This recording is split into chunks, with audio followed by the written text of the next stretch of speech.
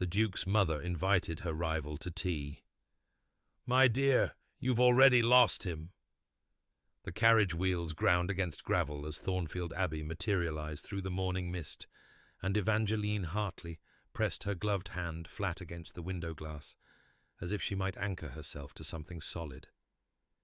She had seen grand houses before, had entered them through servants' entrances and tradesmen's doors, had set up her easel in their finest rooms, while their inhabitants looked through her as if she were furniture, but nothing had prepared her for this. The Abbey rose from the Derbyshire landscape like something dreamed rather than built, its honey-coloured stone glowing amber in the weak autumn sunlight. Twin towers flanked a central facade so perfectly proportioned that it seemed to have grown organically from the earth, and behind it she could glimpse gardens stretching toward a lake that reflected the steel-grey sky like a fallen mirror. It was the kind of house that had stood for centuries and would stand for centuries more, impervious to the small dramas of the humans who passed through its halls. Evangeline was acutely aware that she was one of those small humans, and that her drama was very small indeed. She smoothed her travelling dress, serviceable brown wool, chosen for practicality rather than fashion, and checked that her portfolio case was secure beneath the seat. The leather was worn at the corners, the brass fittings tarnished, but the contents were sound. Preliminary sketches, references, colour studies, everything she needed to complete the commission that would pay her rent for the next 6 months, and perhaps, if she was very careful with the funds, allow her to purchase the vermilion pigment she had been coveting at the art supplier's shop on Bond Street. The carriage lurched to a stop before the main entrance, and a footman appeared, as if conjured from the stones themselves. His livery was immaculate, his expression carefully neutral, in that way servants perfected when greeting guests whose status was uncertain. Evangeline knew she occupied an uncomfortable category, not servant, not truly guest, but something in between. An artist, a professional, a woman who worked for her living and did not apologize for it. "Miss Hartley?" The footman's voice betrayed nothing. "Her Grace is expecting you in the blue drawing-room, if you'll follow me." She followed. The entrance hall alone could have swallowed her entire London lodging-house. Marble floors stretched toward a staircase that swept upward in graceful curves, and portraits lined the walls, ancestors of the Ashworth family, she presumed, their painted eyes following her progress with aristocratic disdain. She made mental notes as she walked, the quality of light falling through the tall windows, the particular shade of blue in the silk wallpaper, the way shadows pooled in corners. Habit. She observed everything, always, cataloguing the world in terms of colour and composition. The blue drawing-room earned its name honestly. Wedgwood blue walls, sapphire velvet furniture, azure Chinese vases flanking a white marble fireplace. Against this sea of blue, the Dowager Duchess of Thornfield sat enthroned in a wing-back chair, her silver hair perfectly dressed, her black mourning silks pristine despite being at least 3 years out of date for a widow of her standing.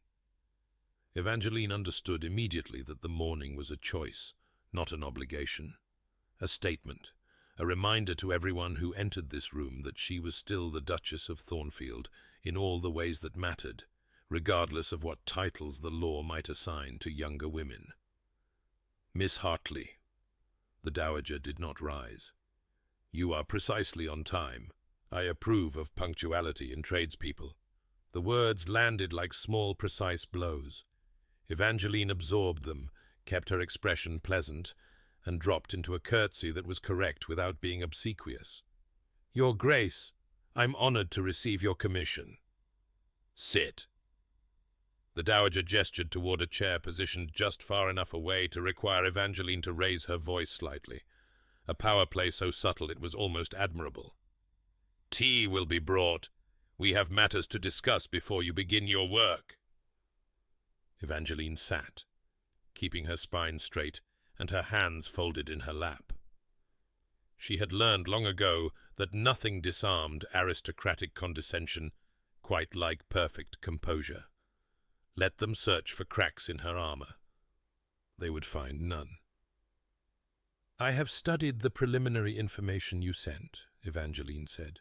"The portrait is to be a gift for Lady Arabella Vance, I understand, upon the occasion of her engagement to His Grace."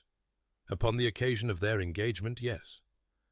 The dowager's lips curved in something that was not quite a smile. "Though the engagement has not yet been formally announced, the portrait will serve as encouragement, motivation, a reminder to my son of his duties." Something in her tone made Evangeline's instincts prickle, but she kept her face serene. "I see. And the dimensions you specified?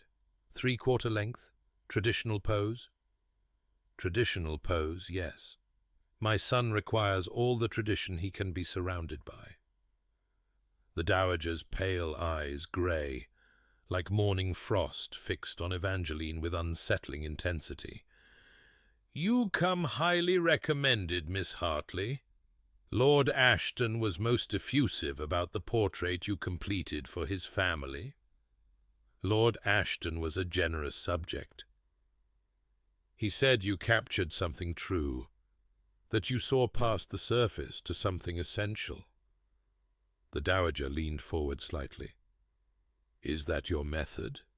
Seeing past surfaces?" Evangeline chose her words with care. "I attempt to paint what I observe, Your Grace. Nothing more." "How modest, how very proper." The knot smile again. "Tell me, Miss Hartley, do you find my son handsome? In a purely aesthetic sense, of course. An artist's evaluation." The question was a trap. Evangeline could smell it. "I have not yet had the pleasure of meeting His Grace." "No, but you have surely seen engravings, society pages. He is considered quite the catch, my son. Wealthy, titled, powerful, and yes, handsome, in that brooding way some women find appealing." The dowager's voice dropped to something almost conspiratorial. "Every unmarried woman in England has set her cap at him at one time or another. Lady Arabella has simply proven the most persistent. I wish them every happiness." "Do you?" The dowager studied her as one might study an insect under glass. "How remarkably selfless. Tell me, Miss Hartley, and do be honest. I can smell dishonesty from across a room. Have you ever been in love?" The question struck like a blade between ribs. Evangeline kept her breathing steady through force of will alone. "I don't see how that is relevant to the commission, Your Grace." "Everything is relevant when one is painting a portrait. Isn't that so? The artist must understand emotion to capture it, must have experienced longing to render it in oils and canvas." The dowager's smile finally arrived in full, and it was not pleasant. "But perhaps you are one of those practical creatures who has no use for such feelings. Perhaps your heart is as sensible as your dress." Before Evangeline could formulate a response that would not end her commission before it began, tea arrived. Silver service, delicate china, an array of small cakes and sandwiches that probably cost more than Evangeline earned in a month. She accepted a cup, sipped, and used the ritual to rebuild her composure. "You will stay in the East Wing," the dowager continued, as if the previous conversation had never happened. "Your meals will be brought to your room unless you are specifically invited to dine with the family. Sittings will occur in the gallery. The light there is acceptable in the afternoons. My son has been informed of his obligations and has agreed to cooperate." A pause. "Eventually." "Eventually?" "Sebastian finds these things tedious. He will likely avoid you for the first several days. Consider it a test of your persistence." The dowager set down her teacup with a decisive click. "I suggest you use the time to familiarize yourself with the house.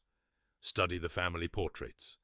Understand what you are attempting to capture before you put brush to canvas." It was a dismissal. Evangeline rose, curtsied again, and followed the footman to her rooms.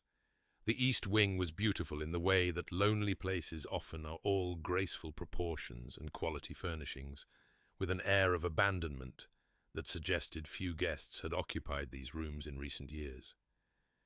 Evangeline's chamber was larger than her entire London apartment, with tall windows overlooking a formal garden and a four-poster bed draped in cream silk that made her feel like an imposter just looking at it. Her trunk had been delivered and unpacked by invisible hands. Her painting supplies had been arranged in an adjoining room with north-facing windows. The dowager, whatever her flaws, understood the requirements of an artist. Evangeline checked her pigments, examined her brushes, and found everything in order. She should begin preliminary work. Color studies, sketches of the setting. Instead, she found herself wandering. The house revealed itself slowly as she walked, a puzzle of corridors and chambers that told stories in architecture. Here, a medieval core with thick stone walls and narrow windows. There, Georgian additions with their perfect symmetry. And everywhere, that particular atmosphere of wealth so old it had forgotten how to announce itself. No gilt, no ostentation, just quality so assured it needed no advertisement. She found the portrait gallery almost by accident, following a shaft of light through an unmarked door and emerging into a long room lined with paintings. Generations of Ashworths gazed down at her from gilded frames, their features recurring like themes in a symphony, those grey eyes, that stubborn jaw, that particular set of the shoulders that seemed to say, "I belong here, and you do not." Evangeline moved slowly along the gallery, studying each portrait with professional attention. Technique, composition, use of light. Some were masterful, clearly the work of court painters at the height of their powers. Others were merely competent, but even the lesser works told her something about the family they depicted. She stopped before a family portrait dated 1798. A previous Duke Sebastian's father, she assumed, based on the resemblance, stood in rigid formality, one hand on the back of a chair in which a beautiful woman sat holding a very small child. The dowager, before she was a dowager. And the child. Evangeline stepped closer, examining the brushwork. The child's face was rendered with technical precision, but no warmth. And there was something in the composition, something that nagged at her trained eye. The boy was positioned between his parents, but slightly apart from both, as if the artist had been unable to find a way to connect him to either figure. His small hand reached toward his mother's arm, but did not quite touch it. His eyes, grey even then, she could tell looked not at the painter, but somewhere beyond the frame, searching for something the portrait could not contain. She moved to the next painting. Same boy, older now, perhaps 8 or 9. Same slightly disconnected positioning, same searching look. And again in the next portrait, and the next. A pattern emerging that broke her heart with its subtlety. A child who had never quite learned how to belong to his own family. "Studying my ancestors?" The voice came from behind her, and Evangeline spun to find herself facing a man who could only be the Duke of Thornfield himself. He was taller than she had expected, well over 6 feet, with broad shoulders that strained the seams of a coat that probably cost more than her annual income. Dark hair swept back from a face that was handsome in the way classical statues were. Handsome, technically perfect, emotionally remote. But it was the eyes that caught her, held her, refused to let her look away. Grey as thunderclouds, grey as winter mornings, grey as the stone walls of this house that had shaped him. And tired. So unutterably tired that it made something ache behind her ribs. "Your Grace," she curtsied, hoping the movement would hide the flush climbing her cheeks. "I was familiarizing myself with the house, as your mother suggested. I apologize if I've intruded." You have not intruded. This gallery is open to guests. His gaze swept over her, assessing without warmth. You are the painter. Miss Evangeline Hartley, Your Grace. The painter, he repeated, as if her name were irrelevant. My mother's latest scheme to civilize me. A portrait as an engagement gift, she says, as if Lady Arabella has any particular desire to stare at my face for the rest of her days. Evangeline kept her voice neutral. Most subjects find the experience of sitting for a portrait more pleasant than they anticipate. Do they? It was not a question. And what experience do you anticipate, Miss Hartley? Days of my sullen silence? Complaints about the tedium? The gradual realization that you have been hired to flatter a man who has no interest in being flattered? I don't flatter my subjects, Your Grace. The words came out sharper than she intended, and she saw his eyebrows rise fractionally. Good. He expected deference, expected her to cower. She would give him neither. I paint what I see. If you dislike what I see, that is your concern, not mine. A long pause. Something flickered in those grey eyes. Surprise, perhaps, or the faintest glimmer of respect. You have teeth, he observed. My mother usually chooses more pliable creatures. I am not a creature your mother chose. She commissioned a portrait. She will receive a portrait. What happens between now and then is between painter and subject. And what happens between painter and subject, Miss Hartley?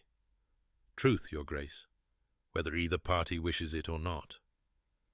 He studied her for a moment that stretched into eternity.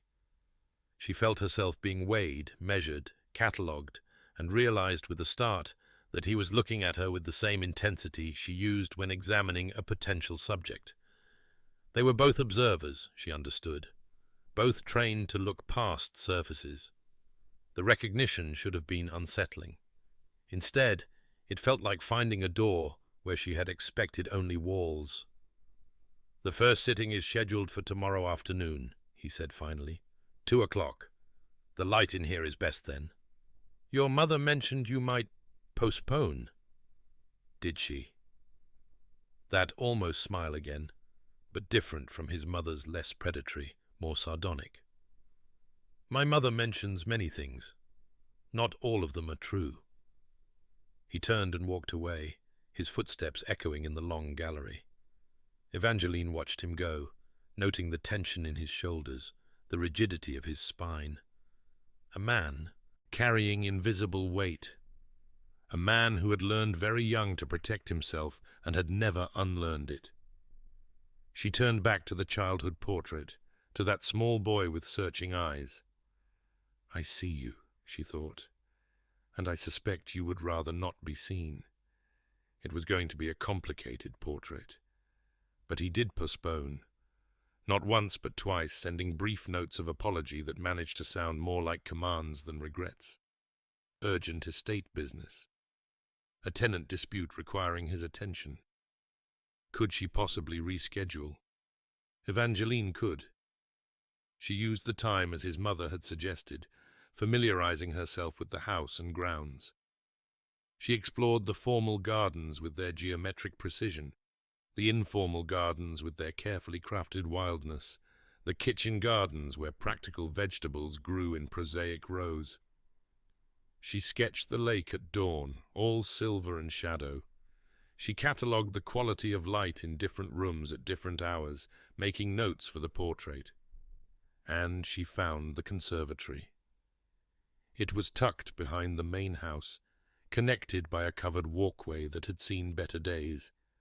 The glass panes were clouded with grime, and when she pushed open the reluctant door, the smell that greeted her was of decay and damp rather than growing things. Whatever had once flourished here had been abandoned long ago. Dried brown stalks rose from ornate pots. Dead vines clung to rusting trellises. The central fountain had run dry, leaving only mineral stains to mark where water had once danced. In one corner, a single rosebush clung to life, its leaves yellowed and spotted, but stubbornly present. Evangeline knelt beside it, touching one fragile leaf with gentle fingers. She loved this place. Evangeline startled, but did not quite jump. The Duke stood in the doorway, his figure silhouetted against the brighter light of the walkway. "Your Grace, I apologize." "Stop apologizing for existing in spaces you have every right to occupy." He stepped inside, his footsteps raising small clouds of dust from the flagstones. "My grandmother planted this garden. Roses, jasmine, orchids. She had specimens from every continent. She used to bring me here when I was a child, taught me to pot seedlings, to graft branches." He stopped beside the dying rosebush, his expression unreadable. "After she died, my mother had the staff reduced. The conservatory was deemed unnecessary." Evangeline heard what he did not say, that his grandmother's passion had been deliberately left to wither because it represented something the dowager wanted forgotten. "This rose might be saved," she said carefully, "with the right care." "Might it?" He did not look at her. "And what would be the point, to preserve one struggling specimen when everything else is gone?" "The point would be that something survives, that all this," she gestured at the ruined garden, "was not entirely in vain." He turned then, and the look in his eyes made her breath catch. Not anger, not the cold. Dismissal she had expected. Something raw, something that looked almost like hunger. "You speak like someone who has lost things, Miss Hartley." "Everyone has lost things, Your Grace." "Not everyone speaks of loss with such recognition." She should have deflected, should have retreated into professional neutrality, reminded him of the boundaries between painter and subject. Instead, she heard herself say, "My father died 2 years ago. He was all the family I had. So yes, I recognize loss. I live in its landscape daily." The silence that followed was not uncomfortable. It was something else entirely, a shared space, a moment of unexpected connection between two people who had forgotten how to connect. "I was sorry to hear of your father's passing," he said finally. "James Hartley was a master. His portrait of the Kensington family is exceptional." "You know his work?" "I made it my business to know when my mother informed me she had commissioned his daughter." A pause. She hoped I would object. "Find reasons to dismiss you. Your father's reputation is complicated in certain circles." The old wound throbbed, but Evangeline kept her voice steady. "My father made mistakes. He paid for them. And you continue to pay for them. Every day." She met his gaze without flinching. "But I pay with my work, not with shame. I am not my father, Your Grace. I am only myself, trying to continue what he taught me with more wisdom than he possessed." Something shifted in his expression. The walls did not come down. She suspected those walls had been decades in the building and would not fall easily. But a small window opened. A crack in the stone. "Tomorrow," he said. 2 o'clock. I will be there, Miss Hartley. I give you my word. I will hold you to it, Your Grace." He almost smiled. "I believe you will." He kept his word. At precisely 2 o'clock the following afternoon, Evangeline stood before her prepared canvas in the portrait gallery, her palette laid out, her brushes arranged, her nerves stretched tight as violin strings. The light fell through the tall windows exactly as she had planned, creating a pool of luminescence that would catch the planes of his face and the fine wool of his coat. He arrived without ceremony, striding through the door as if this were any other obligation rather than an exercise in vulnerability. Because that was what portrait sitting was, whether subjects understood it or not. They were offering themselves to be seen, truly seen, and translated into something permanent. "Where would you like me?" She gestured to the chair she had positioned, a carved oak piece, with enough presence to suit a duke, but enough simplicity to avoid overwhelming the subject. "There, please. Turn slightly toward the windows. Yes, like that. Chin up just a fraction." He moved with surprising obedience, though she caught the tension in his jaw, a man submitting to necessity, not enjoying it. "You may speak, if you wish," she said, beginning the preliminary sketches that would guide her work. "Many subjects find silence uncomfortable." "Do you find it uncomfortable?" "I am accustomed to it. My work is largely solitary." "That sounds lonely." She glanced up, surprised by the observation. "It suits me." "Does it? Or have you simply convinced yourself it does? Because the alternative, admitting you desire company, would require vulnerability you cannot afford." The accuracy of the assessment stole her breath. She covered by returning attention to her sketch. "We are not here to discuss my vulnerabilities, Your Grace." "No, we are here to discuss mine, though neither of us will admit that is what we're doing." He shifted slightly, and she corrected his position with a gesture. "Tell me, Miss Hartley, what do you see when you look at me? Not the Duke, not the title, or the house, or the fortune. What do you actually see?" The question was a challenge, and she met it directly. "I see exhaustion. I see someone who has been performing for so long that he has forgotten which parts of him are real and which are armor. I see intelligence that frightens people, so you hide it behind coldness. And I see—" She paused, considering whether to speak the truth. "Go on." "I see the boy in those portraits, the one standing slightly apart from his parents, the one looking for something beyond the frame." The silence that followed was absolute. She watched his face, saw the struggle between the instinct to retreat and something else, curiosity perhaps, the desire to be known, warring with the terror of it. "You see too much," he said finally. "That is rather the point of being a painter." "Is it?" He leaned forward slightly, breaking the pose she had established. "And what if I see you equally clearly, Miss Hartley? What if I observe a woman who has learned to make herself useful rather than ornamental because she believed ornament was all anyone wanted from women? Who has convinced herself that independence is virtue rather than acknowledging it as armor against the risk of dependence? Who paints others' truths to avoid examining her own?" Evangeline's hand trembled, and she set down her charcoal before he could see. "You are remarkably perceptive for a man trying to avoid being perceived. I have had a great deal of practice observing from a distance." His voice softened almost imperceptibly. "It is easier than participating." "Yes," she agreed. "It is." They looked at each other across the space between easel and chair, and something passed between them that Evangeline could not name. Recognition, understanding, the terrible intimacy of being truly seen by someone capable of comprehending what they saw. She was the first to look away. "We should continue. The light will change soon." He settled back into the pose, and she returned to her sketching, but the air in the room had altered. They had crossed a threshold without meaning to, and there was no returning to the safe distance of painter and subject. The sitting continued for 2 hours. They spoke of inconsequential things, the estate's history, a tenant dispute he was mediating, her thoughts on contemporary portrait techniques, but beneath the surface conversation, another dialogue was occurring. Every glance held weight.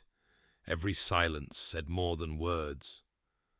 When the light finally softened too much to continue, Evangeline set down her charcoal with genuine reluctance. "That will suffice for today, Your Grace. Tomorrow, same time?" "Tomorrow." He rose, and she realized he had been sitting perfectly still for nearly 2 hours, a discipline that spoke to his willingness to submit to this process, whatever he might claim about finding it tedious. "Miss Hartley?" Yes? He paused at the door, his profile silhouetted against the fading light. The conservatory. You said the rose might be saved. Would you... That is, do you know anything about plants? About saving them? A little. My father kept a small garden on our London roof. Impractical, but he insisted. He said artists needed growing things to remind them that creation was always possible. Would you show me what might be done? It was such a small request, and it was enormous. I would be honored, Your Grace. Sebastian. The name emerged as if against his will. When we are not in public, when it is just... when we are working. Sebastian. She should refuse, should maintain the boundaries that protected them both. Instead, she heard herself say, Then you must call me Evangeline, when we are working. Evangeline. He spoke her name as if tasting it, and she felt the syllables reverberate through her body like music. Until tomorrow. He was gone before she could respond, leaving her alone in the gallery with her sketches and her racing heart, and the certain knowledge that she was in terrible danger. The days that followed took on a rhythm that felt increasingly natural and increasingly dangerous. Mornings, Evangeline worked in her studio, translating sketches into the underpainting that would guide the portrait's development. Afternoons, she sat with Sebastian in the gallery, ostensibly working while actually... what? Talking, revealing, connecting in ways she had sworn she would never connect with anyone. He told her about the estate, the weight of generations pressing down on every decision. She told him about her father's studio, the smell of linseed oil and turpentine that still meant home. He described his grandmother's letters, which he kept in a locked drawer and read when the loneliness became unbearable. She confessed that she still wore her father's paint-stained waistcoat when she worked, because it made her feel less alone. They did not speak of Lady Arabella. The engagement that was not yet an engagement hung between them, unmentioned, a ghost in the gallery. And in the evenings they met in the conservatory. Evangeline taught him what she knew: how to prune dead wood, how to amend soil, how to identify what a plant needed by the color of its leaves. Sebastian listened with an intensity that suggested he was learning something far more important than horticulture. Together, they coaxed the dying rosebush back toward health, their fingers brushing as they worked the earth, their voices low in the dusty silence. "My mother believes this conservatory is an embarrassment," he said one evening, carefully watering a cutting they were attempting to root. "Evidence of my grandmother's eccentricity. She wanted it demolished after the funeral. What stopped her? I did." His jaw tightened. "One of the few times I have openly defied her. I was 15. I told her I would leave Runaway, go to sea, anything if she touched my grandmother's garden. She called my bluff, of course, knew I would never actually abandon my responsibilities, but she let the conservatory stand." He looked around at the ruined space. "She simply let it die instead, a slower punishment for my defiance." Evangeline's heart clenched. "And you blame yourself for not being able to save it?" "I blame myself for many things, Evangeline." The use of her name, still rare, still precious, made her breath catch. "Sebastian, don't!" He held up a soil-stained hand. "Don't offer comfort. I do not know what to do with comfort." "Then I won't comfort. I will simply observe that you were a child trying to protect something you loved from a woman who saw love as weakness. The failure was not yours." He looked at her then with an expression she could not read, or rather, could read too well. Hunger, hope, terror. "You should be careful," he said softly. "Speaking to me like that, looking at me like that. I am not a safe person, Evangeline. I have been taught my whole life that love is a transaction, that vulnerability is a weapon others will use against me. I do not know how to be any different." And yet you are being different. Right now. With me. Yes. The words seem to cost him something. And it terrifies me. She should have retreated.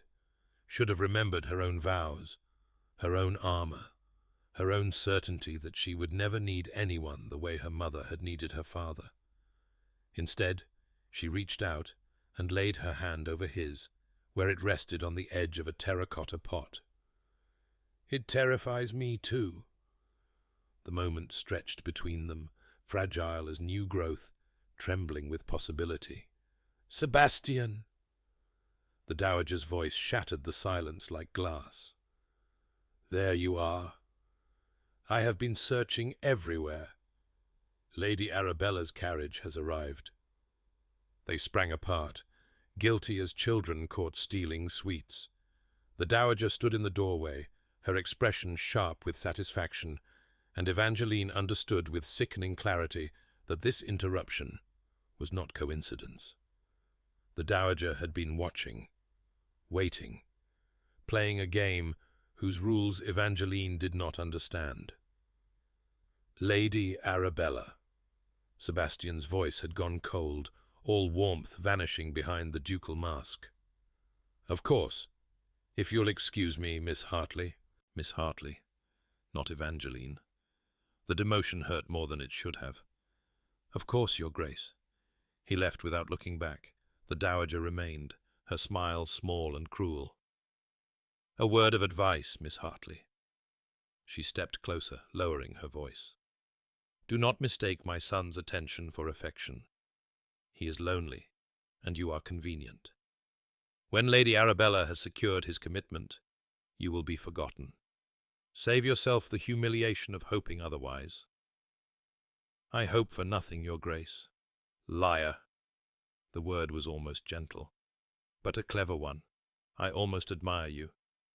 She turned to leave, then paused.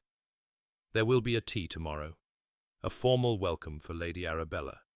You will attend. Me? Your Grace, that would hardly be. You will attend, the dowager repeated. As my guest. I wish Lady Arabella to see the portrait's progress. Surely you cannot object to displaying your work. It was a trap. Evangeline could smell it, taste it, feel its jaws preparing to close. But she could not refuse without giving the dowager exactly what she wanted: evidence of fear, of weakness, of inappropriate attachment. Of course, Your Grace, I would be honored. The dowager smiled. I thought you might be. Lady Arabella Vance was everything Evangeline was not, and she entered Thornfield Abbey like a conquering general claiming territory. Tall, slender, with porcelain skin and hair so black it shone blue in certain lights, she moved through the world with the absolute assurance of a woman who had never questioned her place in it.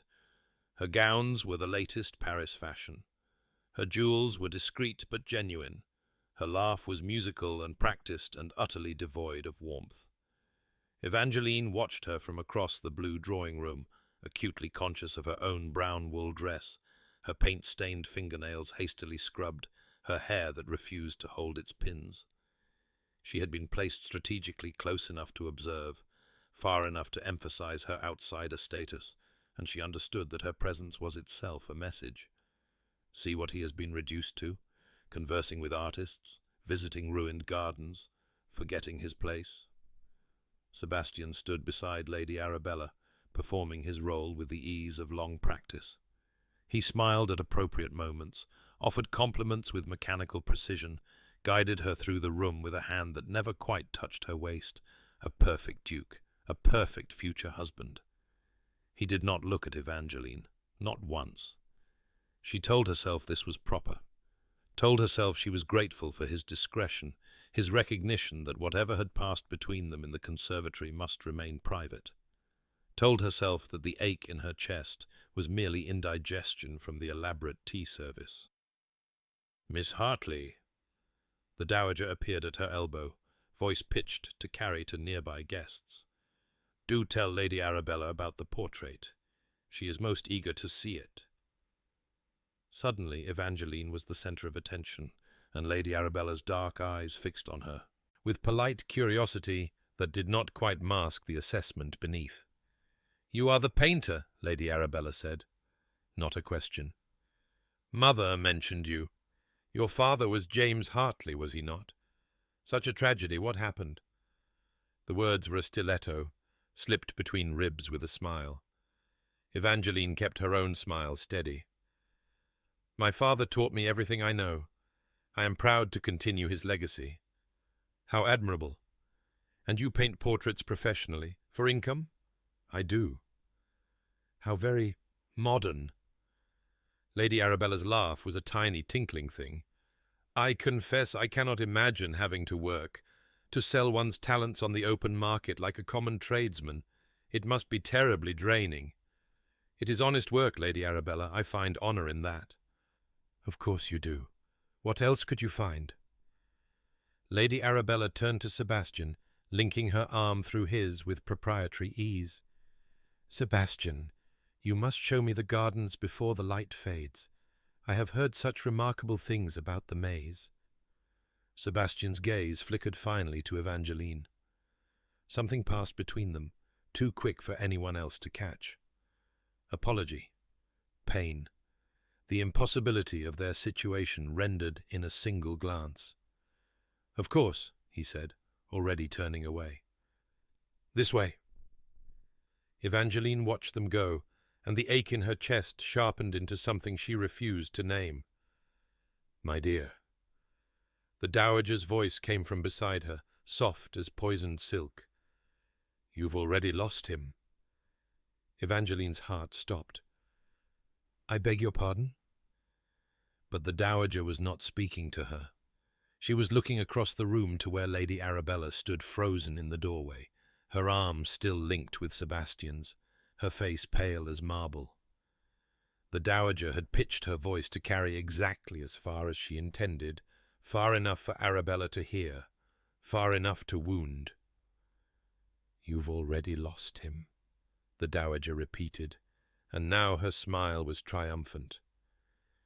"His heart is engaged elsewhere, whether he admits it or not. I give you perhaps a month before he finds a way to end this understanding without formally breaking his word.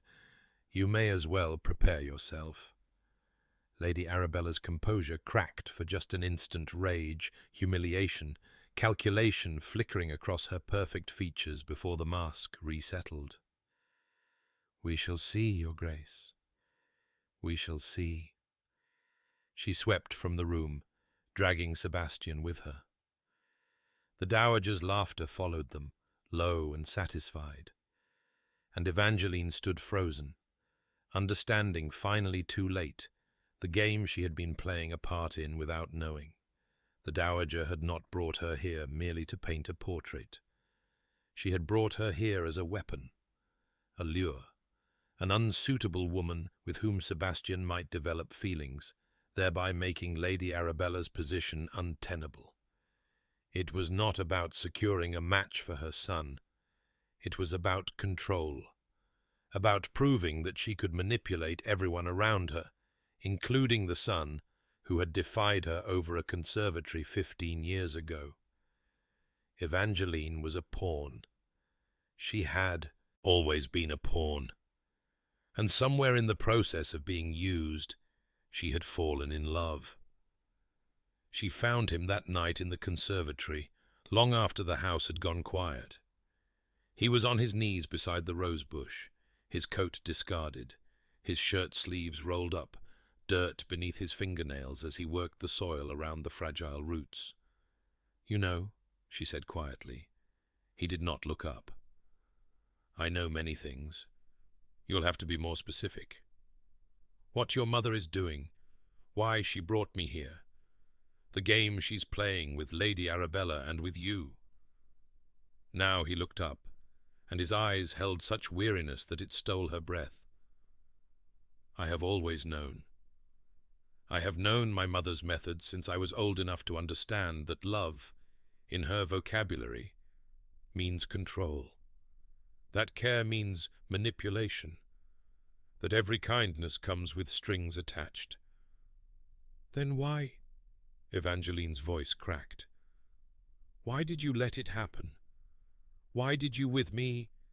Because for one moment, one single impossible moment, I wanted to pretend it was real. He rose to his feet, dirt falling from his hands. I wanted to believe that I might be capable of something besides duty and obligation, that I might feel something besides the cold and the pressure and the endless performance. You made me believe that, Evangeline, whether my mother intended it or not. But it cannot be real. You are promised to Lady Arabella. I am not promised. There is no engagement, only understanding, expectation, the weight of what everyone assumes will happen. He stepped closer, and she saw that his hands were trembling. I could end it. I could tell my mother and Lady Arabella and the whole of society that I will not be moved, that I have found— Don't. The word tore from her throat. Don't say it, because if you say it, I might believe it. And then what happens when the reality sets in? When you remember that I am a painter's daughter with a ruined reputation? When your mother finds new ways to punish you for defying her? When society closes its doors to a duke who married so far beneath him? You are not beneath me. The world believes otherwise, and the world is very difficult to fight. He reached for her hand, and she let him take it. His palm was rough with garden work, warm against her cold fingers. I have fought everything my whole life, he said quietly. Fought my father's indifference, and my mother's control, and my own conviction that I am somehow unworthy of love. But I am tired of fighting, Evangeline, tired of performing, tired of pretending that the cold is all I am capable of feeling. Sebastian, stay. The word broke from him like a confession. I know I have no right to ask. I know this is impossible and foolish and will probably end in disaster. But stay. Finish the portrait.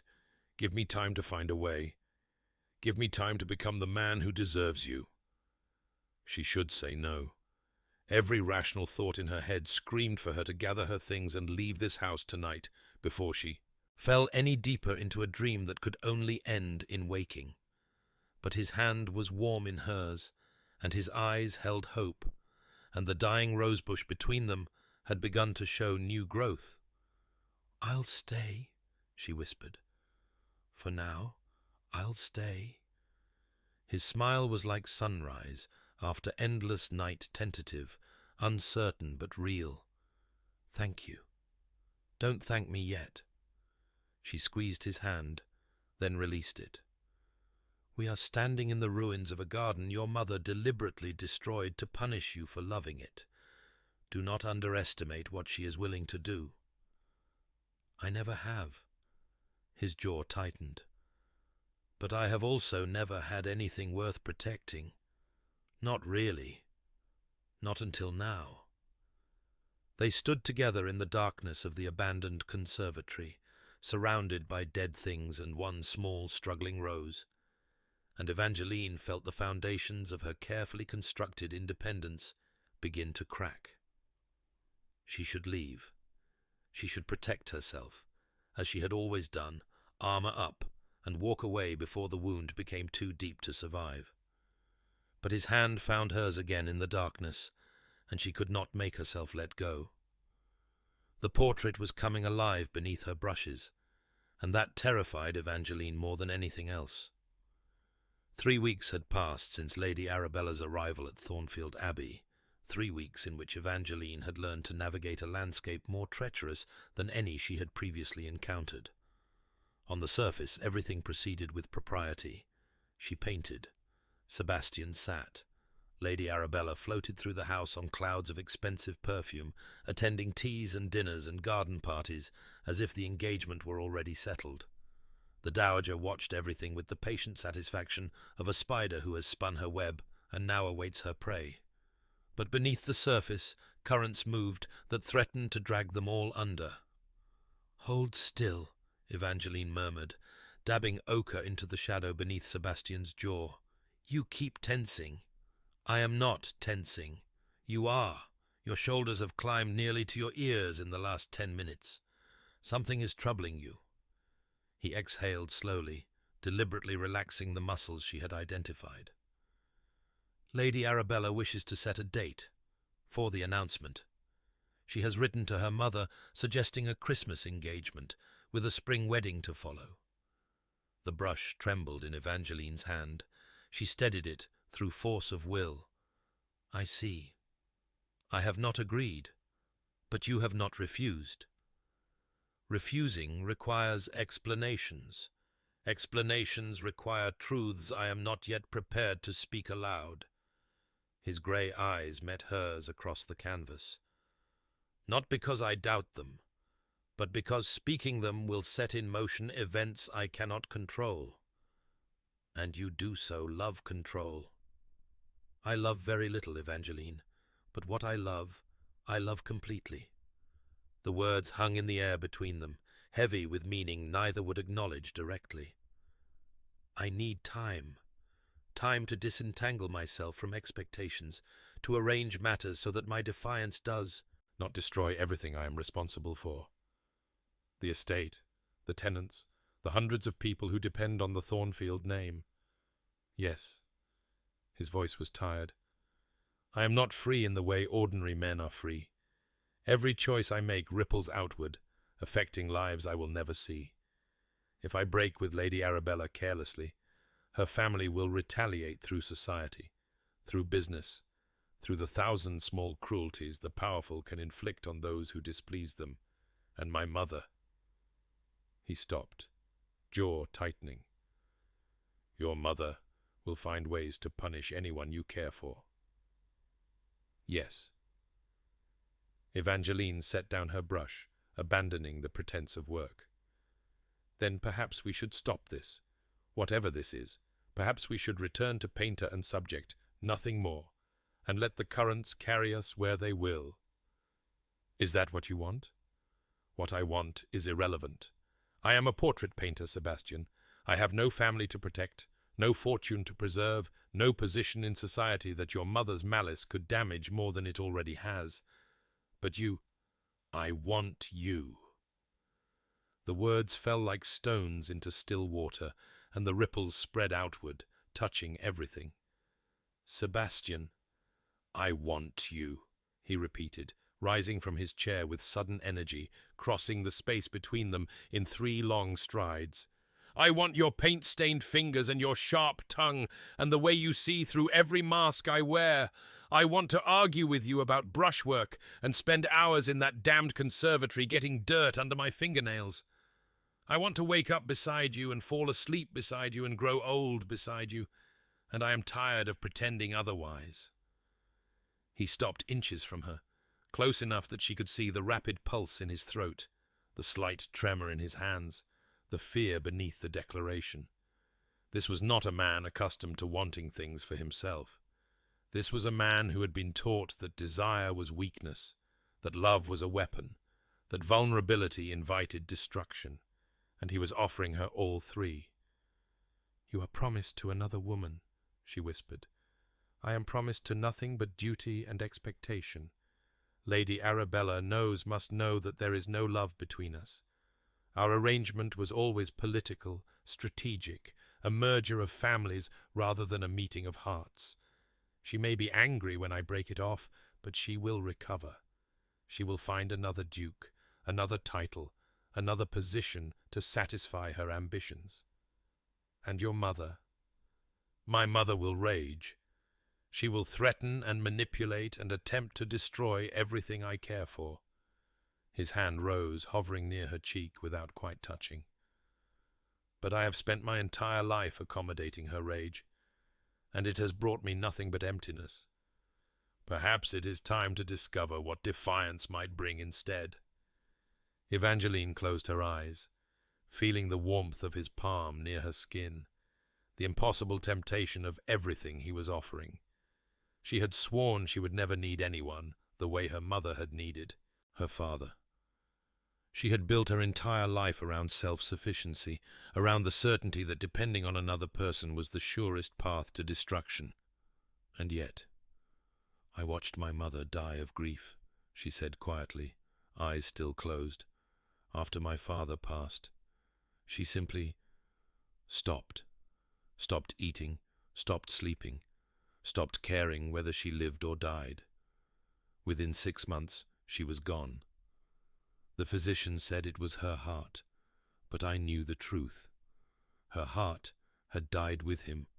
She had loved so completely that she could not survive the loss. Evangeline. I swore I would never be that vulnerable, never love anyone so much that their absence would destroy me. I built walls, Sebastian, perhaps not as high as yours, but just as deliberate. And now you are asking me to tear them down, and I do not know if I can survive what comes after." His hand finally made contact, cupping her cheek with devastating gentleness. "I am not asking you to tear down your walls. I am asking you to build a door in them, a door that only I have the key to, a door you can close again if I prove unworthy." She opened her eyes.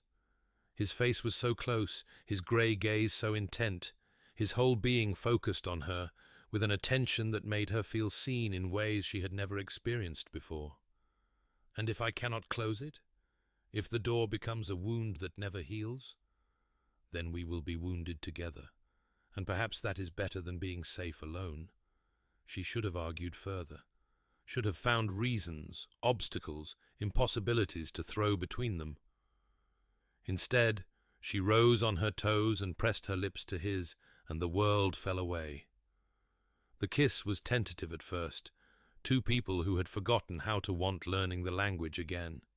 His hands trembled where they cradled her face, her fingers twisted in the fabric of his coat, anchoring herself against the dizziness that swept through her. He tasted of tea and hope and the particular sweetness of things too long denied. When they finally broke apart, both breathing ragged, his forehead rested against hers. "Tell me this is real," he whispered. "Tell me I am not dreaming." "If you are dreaming, then so am I, and I do not wish to wake." The sound he made was somewhere between a laugh and a sob, and then he was kissing her again, and she was kissing him back. And the portrait stood forgotten on its easel, while two people who had believed themselves incapable of love discovered they had been wrong all along. They were careful after that, so careful. In public, nothing changed. Evangeline continued her work on the portrait. Sebastian continued his courtship of Lady Arabella. The dowager continued her machinations. To all outward appearances, the house party proceeded exactly as intended, with an engagement announcement growing ever closer. But in private, everything had changed. They stole moments where they could. Early mornings in the conservatory, when the household still slept, and they could work side by side in the growing garden, their fingers brushing as they transplanted seedlings. Late evenings in the portrait gallery, where Evangeline made minute adjustments to the painting while Sebastian read aloud from his grandmother's letters, sharing pieces of himself he had never shown anyone. Whispered conversations in shadowed corridors, lasting only seconds, but carrying the weight of hours. Sebastian arranged for her to receive invitations to events that would normally have excluded a woman of her station, claiming her presence was necessary for the portrait's accuracy. The dowager permitted these intrusions with visible satisfaction, clearly believing her strategy was proceeding exactly as planned. Let the painter fall in love with the Duke. It would only make her eventual dismissal more painful, and pain was a lesson the dowager believed in teaching. But the dowager did not see what Evangeline saw. She did not witness Sebastian's transformation in these stolen moments, the way his shoulders lost their rigid tension, the way laughter came more easily, the way his grey eyes warmed from winter ice to something softer. She did not understand that her son was not merely infatuated with an unsuitable woman. He was rediscovering parts of himself that had been buried so long he had forgotten they existed. "You are changing," Evangeline observed one night as they sat together in the conservatory, the restored rosebush now blooming between them. She had brought her sketchbook, ostensibly to work, but really to capture this version of him, the Sebastian who smiled without irony, who touched growing things with gentle hands, who existed beyond the Duke's mask. "Am I?" "You are. The servants have noticed. 2 of them have commented to me that you seem lighter, less forbidding." "Forbidding?" He grimaced. "Is that truly how they see me?" "You have cultivated that perception deliberately. Do not pretend surprise that it took root." "I suppose not." He reached out to touch a rose petal, marveling at its softness. "I have been forbidding my entire life. It was safer than being vulnerable. But safe and happy are not the same thing, are they?" "No, they are not." "I begin to understand what my grandmother tried to teach me in this garden, that growing things require patience and care, that you cannot force a bloom. You can only create conditions where blooming becomes possible." He looked at her, and his eyes held something that made her breath catch. "You have created those conditions for me, Evangeline. Whatever happens, I will always be grateful for that. Nothing is going to happen. Something always happens. My mother is too skilled a manipulator to let this situation continue indefinitely. She will act eventually, and we must be prepared." He was right, of course. Evangeline had felt the dowager's attention sharpening over the past weeks, had caught calculating glances that suggested patience wearing thin. The game was approaching some kind of endgame, though she could not yet see its shape. "What do you propose?" "I have been writing letters. To my solicitors, to my man of business, to certain allies in Parliament.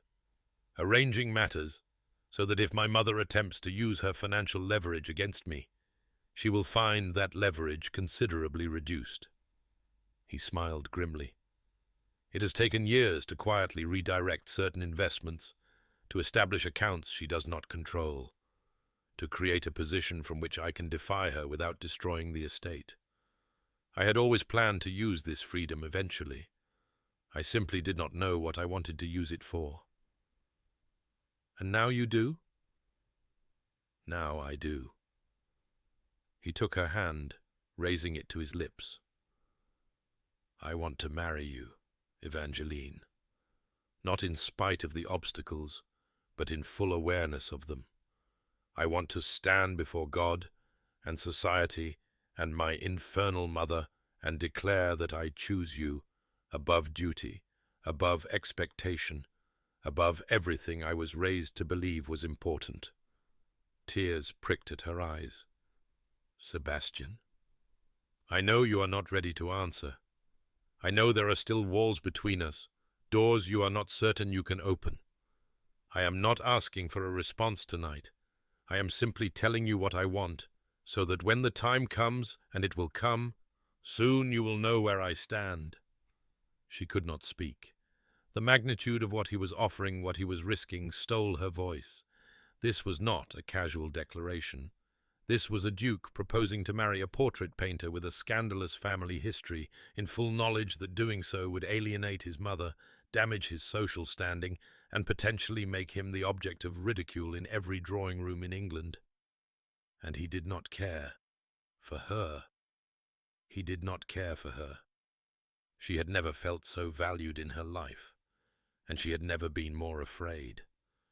The dinner party was meant to be a celebration of Lady Arabella's name day, an intimate gathering of 40 guests who would witness the Duke's particular attentions to his intended bride.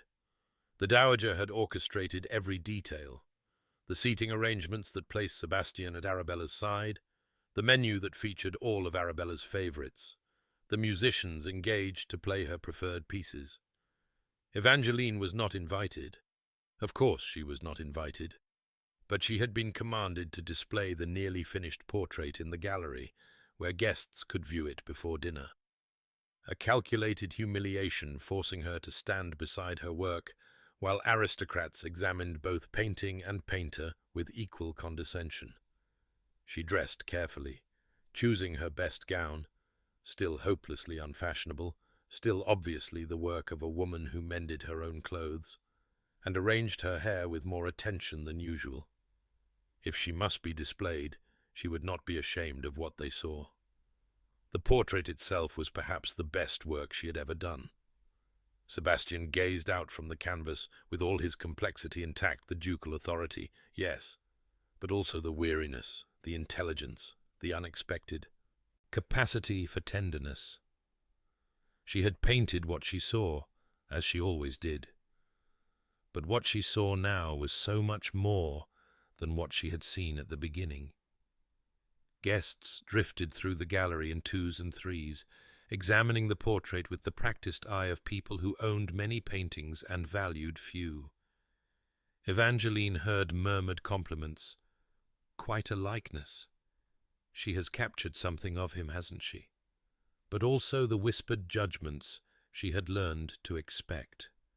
Her dress was remarked upon, her unmarried state, the unfortunate business with her father. She weathered it all with the composure of long practice, until a voice cut through the murmurs like a blade. Miss Hartley. Lady Arabella stood before her, magnificent in cream silk and family diamonds, her dark eyes glittering with something that was not quite anger, but was certainly not kindness. What a remarkable portrait! You have made Sebastian look almost human. I paint what I see, Lady Arabella. Do you? How interesting. Because what I see when I look at my intended is a duke, a man of power and position and family honor stretching back centuries.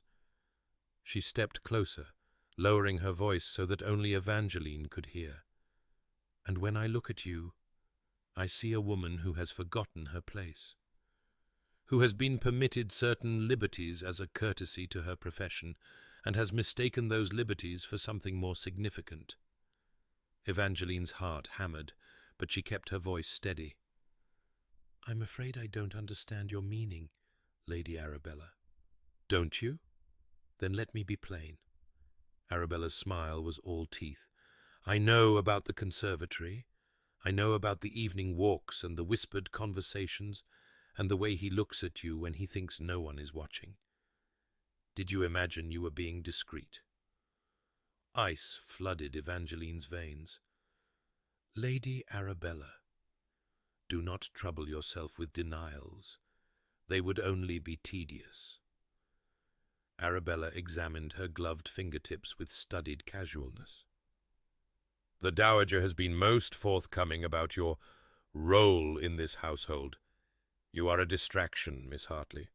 A temporary amusement designed to make Sebastian appreciate what is appropriate by presenting him with something that is not. When the novelty wears off, and he will return to his senses and his duty. You sound very certain. I am certain.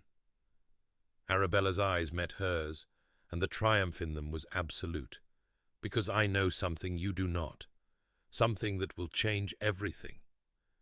And when that something comes to light tomorrow, perhaps, or the next day, you will leave Thornfield Abbey in disgrace, and Sebastian will be so consumed with fury at your betrayal that he will marry me simply to prove he is beyond your reach.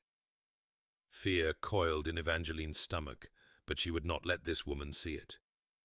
I have done nothing worthy of disgrace. Haven't you? Arabella's laugh was soft and cruel. We shall see, Miss Hartley. We shall see. She swept away, cream silk rustling, leaving Evangeline frozen before her own portrait, her mind racing through every possible interpretation of what she had just heard. Something that will change everything. Your betrayal. What betrayal? She had done nothing wrong. She had painted a portrait, yes, and in the process had fallen in love with her subject, But that was not a crime, was not even particularly scandalous given the circumstances. She had been careful, discreet, proper in all public interactions. What could they possibly accuse her of? The answer came to her hours later, after the dinner guests had departed and the house had fallen silent, when she found a folded note slipped beneath her door. "Come to the study. Immediately. S." The tone of the note sent dread spiraling through her. This was not the voice of the Sebastian who kissed her in shadowed corridors, who read her his grandmother's letters, who looked at her as if she had hung the moon. This was the Duke, cold, commanding, furious. She went. The study was lit by a single lamp, casting harsh shadows across Sebastian's face as he stood behind his desk. He did not look at her as she entered. His attention was fixed on a sheaf of papers spread before him, letters, she realized as she drew closer. Letters in a familiar hand. Her hand. But not her letters. "These were delivered to me an hour ago," Sebastian said, his voice flat, dead, "by an associate of my mother's, a man who claims to be the editor of a society gossip column in London.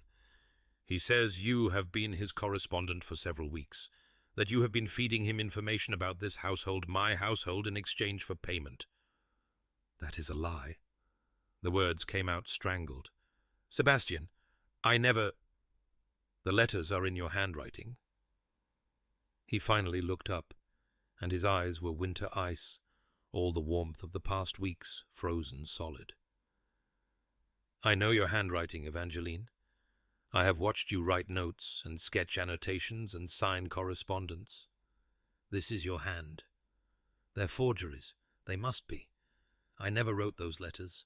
I never spoke to any gossip columnist. I never— Did you imagine I would not find out?" The pain beneath his anger was worse than the anger itself, a raw, bleeding wound exposed. "Did you think you could sell my secrets and continue to share my bed without consequence?" "I never shared your bed, and I never sold anything to anyone." Desperation cracked her voice. "Sebastian, please. You know me. You know I would never—" "I thought I knew you." He picked up one of the letters, reading aloud in a voice like broken glass. "The Duke is entirely under my influence now. He shares confidences no man should share with a mere portrait painter. His mother's manipulations, his dead grandmother's letters, his pathetic attempts to grow roses in the abandoned conservatory. He tells me everything, and I dutifully report it to your column. The payment you mentioned will be most welcome. My father's debts continue to weigh upon me, and I find I am willing to sell almost anything to be free of them." Evangeline's legs gave way. She sank into a chair, staring at him, unable to process the magnitude of what was happening. Someone had forged her handwriting. Someone had created an elaborate fiction of betrayal and presented it as truth. And Sebastian, who had been betrayed before, whose fiancée had eloped with his closest friend, who had spent his entire life surrounded by people who wanted something from him. Sebastian believed it.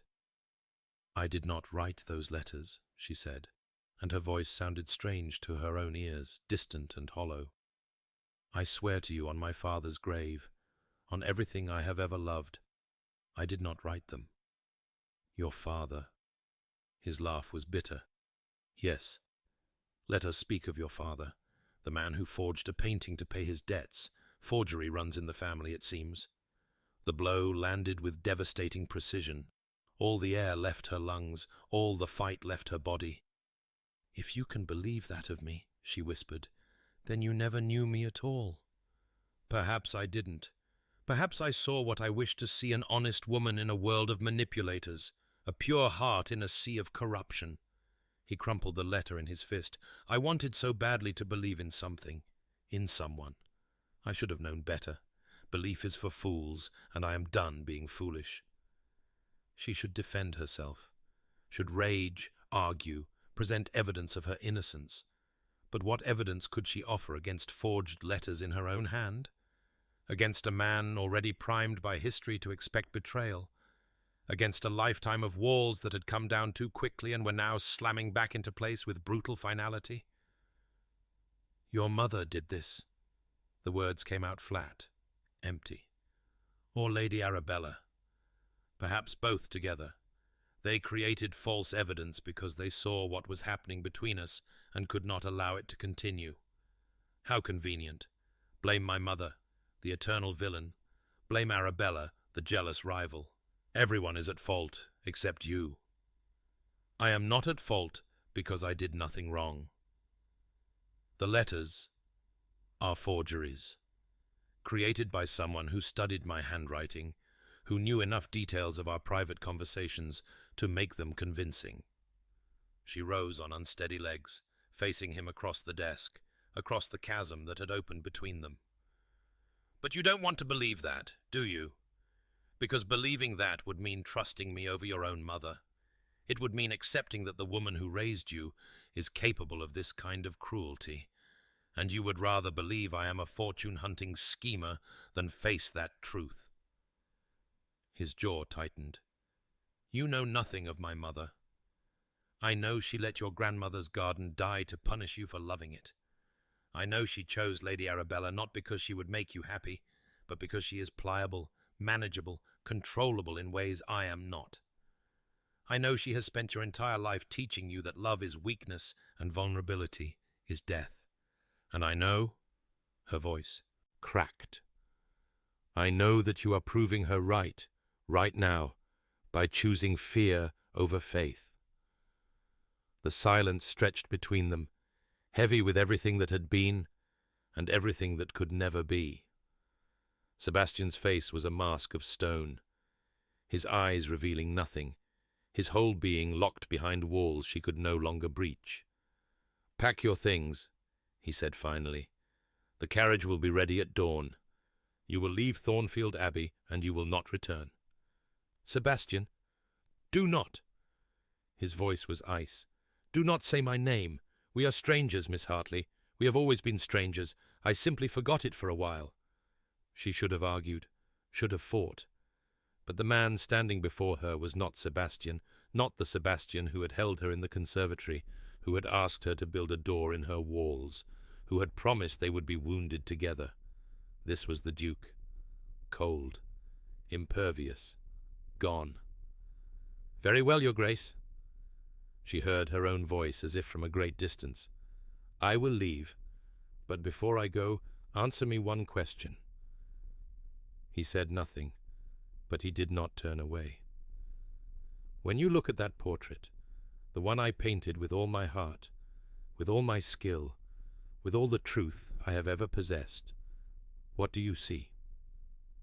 His gaze flickered to the painting, then away. "I see a man who believed in something and was proven a fool. I see weakness I should have hidden. I see everything I never wanted anyone to see, captured in oils and preserved for posterity." His voice dropped to a whisper. "I see the biggest mistake I have ever made." She absorbed the words like physical blows. Then, slowly, with all the dignity she could summon, she curtsied. "Then you are right, Your Grace. We are strangers. Because the man in that portrait, the man I painted, would never have spoken to me as you are speaking now. Good night." She walked to the door. Her hand was on the handle when his voice stopped her. "Evangeline?" She did not turn around. "Yes?" A long pause.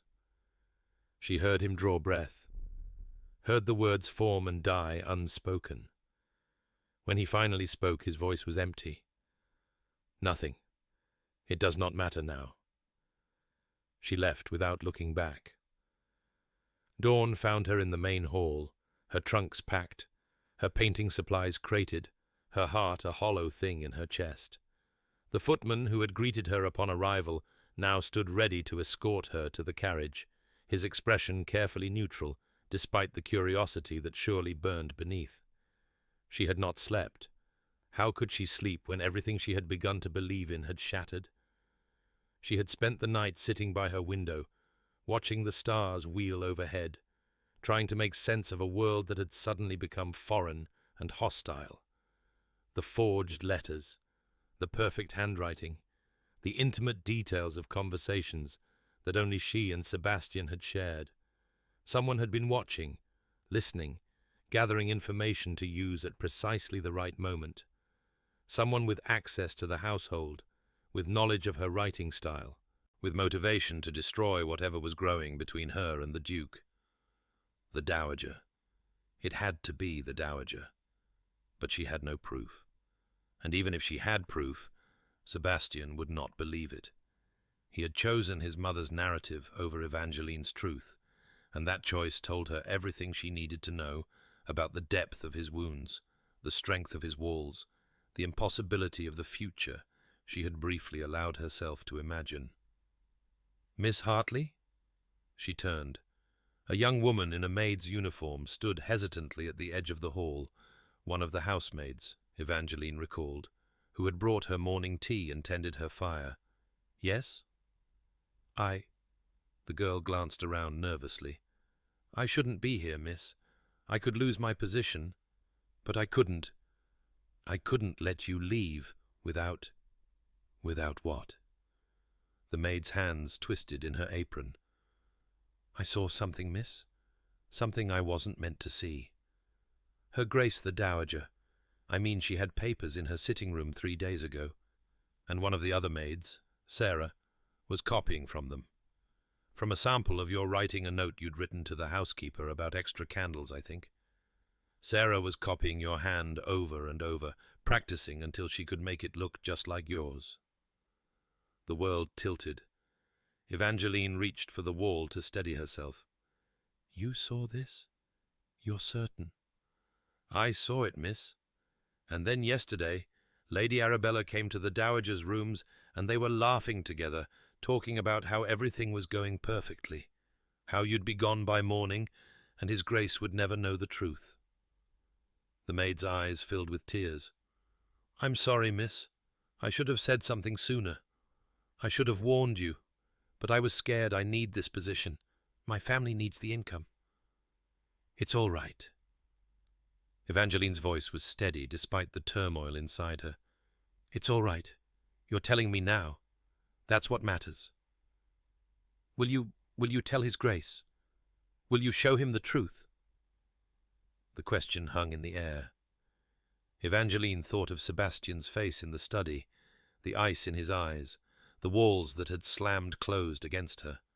She thought of the years he had spent learning not to trust, the betrayals that had shaped him, the mother who had taught him that love was weakness. She thought of the man in the portrait, the man who had begun to heal, the man she had loved. "No," she said finally. "I will not. But, miss, the truth means nothing if it must be proven to be believed. If His Grace cannot trust me without evidence, if he requires a servant's testimony to believe I am not a schemer and a spy, then what kind of love is that?" She shook her head slowly. "I want a man who chooses faith over fear, who looks at me and sees truth without requiring proof. If Sebastian cannot be that man, then no amount of evidence will make him so." The maid stared at her with something like awe. "You would leave, just like that, knowing you could clear your name?" "I would leave knowing that he believed the worst of me with such readiness, knowing that his wounds matter more to him than his heart." Evangeline picked up her small travel bag, the last of her possessions not yet loaded into the carriage. "If he ever learns the truth, and he may, in time let him reckon with what he has done. Let him understand what he threw away because he was too afraid to believe in something beautiful. Miss Hartley, thank you." She reached out and squeezed the maid's hand. "For telling me, for risking your position to give me this truth. I will not forget it." She walked toward the main entrance, where the carriage waited in the grey morning light. The footman held the door. The horses stamped impatiently, and somewhere behind her, in a study filled with forged letters and shattered dreams, the Duke of Thornfield sat alone with his certainty. She was halfway to the carriage when she heard running footsteps behind her. "Evangeline!" Her heart stopped. She knew that voice, knew the desperation in it, the raw edge of fear. Sebastian. She did not turn around. "Evangeline, please, wait." Still she did not turn. Her hand found the carriage door, steadied herself against it. "The maid." His voice was ragged, breathless. "She came to me. Just now. She told me she showed me God, Evangeline. I'm sorry. I'm so sorry. I thought—" "You believed the worst of me." Her voice was calm, dead. "You thought I was capable of betrayal because betrayal is all you have ever known. You chose fear over faith, Sebastian. You chose your mother's narrative over your own heart. I was wrong." He was close now, close enough that she could feel the warmth of him at her back. "I was so wrong. Please, let me explain. Let me—" "Explain what?" She finally turned, and the sight of him nearly broke her. His hair was disheveled, his coat half-buttoned, his eyes wild with remorse. He looked like a man who had been through a war in the hours since she had left his study. "Explain that you looked at me, the woman who painted your soul onto canvas, who held your hand in your grandmother's garden, who opened doors in her walls because you asked her to and saw a liar, a schemer, a woman willing to sell your secrets for coin." I was afraid. The words were wrenched from him. "I was terrified of how much you had come to mean to me. When those letters appeared, when I saw your handwriting, all I could think was that it was happening again, that I had trusted and been betrayed, just like before. My mother's voice was in my head, telling me that everyone wants something, that love is always a lie, that I was a fool to believe otherwise." "And so you believed her? Over me?" "Yes." He did not try to defend himself. "Yes, I believed her. Because believing her was easier than facing the alternative, that she had manufactured evidence to destroy the only real happiness I have ever known. And now? Now that a servant has confirmed what I told you from the beginning? Now I see what a coward I am. What a fool. I had the truth standing before me, swearing on her father's grave, and I chose fear over faith because faith required courage I did not possess." He reached for her hands, and she let him take them, too exhausted to resist. "I am not asking for forgiveness. I am not sure I deserve it. But I am asking for a chance to prove that I can be better, that I can learn to trust, that I can become the man you painted on that canvas." "You believe the worst of me with such readiness." Her voice cracked on the words she had spoken to him once before, in another context, with different pain. "What kind of love is that?"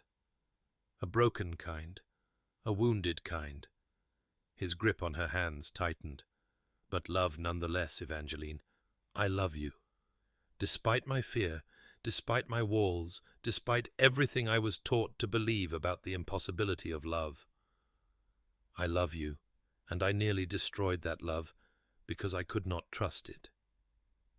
Tears spilled down her cheeks. She did not try to stop them. "I cannot be with a man who will always be waiting for me to betray him. I cannot spend my life proving and reproving my worth every time your mother manufactures some new lie." I know. He released her hands, stepped back. "And I am not asking you to. I am asking for time. Time to confront my mother, to demand truth from her, to reckon with everything she has done to shape me into this suspicious, fearful creature. Time to learn how to trust without evidence. Time to become worthy of you. And in the meantime, what am I to do while you learn these lessons? Live your life, paint your portraits, Be the extraordinary woman you have always been." His voice steadied, found resolution. "I will come to you. When I have done the work, when I have become someone capable of the faith you deserve, I will come to you, and I will ask again. And if you have found happiness elsewhere, if you have decided that waiting for a broken duke is not worth your precious time, I will understand. I will accept it. But I will have tried, at least. I will have tried to be better." She looked at him, truly looked at him, and saw the boy in the portrait gallery, the lonely child searching for something beyond the frame. Saw the man in the conservatory, learning to tend growing things. Saw the duke in the study, choosing fear because trust had never been safe. Saw all of him, loved all of him, and knew that love was not enough. Not yet. "Come to me, I will." His voice was a vow. "I swear it." She turned and climbed into the carriage. The door closed behind her. The horses began to move. Through the rear window, she watched Sebastian standing in the drive, growing smaller and smaller as the distance between them widened. He did not move, did not wave, simply stood, watching her leave, his face a study in loss and determination. The carriage rounded a bend, and he disappeared from view. Evangeline closed her eyes, pressed her hand against the ache in her chest, and tried to remember how to breathe in a world that had changed completely in the span of a single night. The road to London stretched before her, empty and uncertain. Behind her, Thornfield Abbey receded into the mist. And somewhere between them, in the space where love and fear battled for supremacy, a door remained neither open nor closed, waiting to see which force would ultimately prevail. Winter came early to London that year, wrapping the city in grey wool clouds and bitter winds that rattled windows and drove pedestrians into their collars. Evangeline barely noticed. She moved through her days like a woman walking under water, each motion requiring conscious effort, each interaction conducted through layers of protective distance. Her studio, a cramped set of rooms above a milliner's shop on the unfashionable street, became her refuge and her prison. She painted with fierce determination, accepting every commission that came her way, filling her hours with work so she would not have to fill them with thought. Portraits of merchants' wives, of solicitors who wanted their importance immortalized, of children who squirmed and grandmothers who dozed. She painted them all with technical precision and emotional remove, and if her clients noticed that her work had lost some indefinable quality, they did not mention it. The portrait of Sebastian remained unfinished in the corner of her studio, covered with a cloth she never lifted. She could not bear to complete it, could not bear to add the final touches that would transform it from a work in progress to a finished piece. Completing it would mean acknowledging that the chapter was closed, the story ended, the door finally shut. And despite everything, despite the accusations, the readiness to believe the worst, the wounds both given and received, she was not ready to close that door. Not yet. Letters arrived in the weeks following her departure from Thornfield Abbey. Not from Sebastian, she had not expected letters from Sebastian, but from sources that painted a picture of events unfolding in her absence. A gossiping acquaintance mentioned that Lady Arabella had departed Thornfield suddenly, the engagement that never was now definitively never to be. A patron who moved in aristocratic circles reported that the Dowager Duchess had been seen less and less in society, her influence apparently waning. A fellow artist spoke of a duke who had become even more reclusive than before, refusing all invitations, appearing at only the most essential functions.